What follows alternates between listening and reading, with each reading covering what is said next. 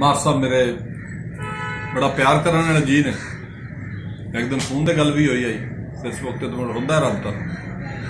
तो मेरा दिल है भी भाई तजमल जट साहब का हुक्म है कोई डब्बा पै अल्लाह करे याद आ जाए। याददाश्त का मसला बड़ा है।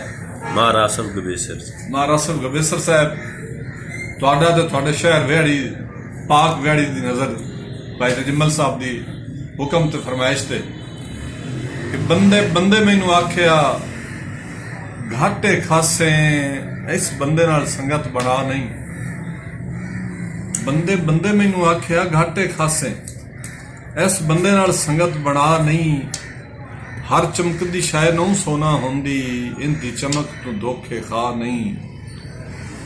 पर अखी नूट के मैं आमीन चा कीती पर सबर दा अजर ढिया नहीं।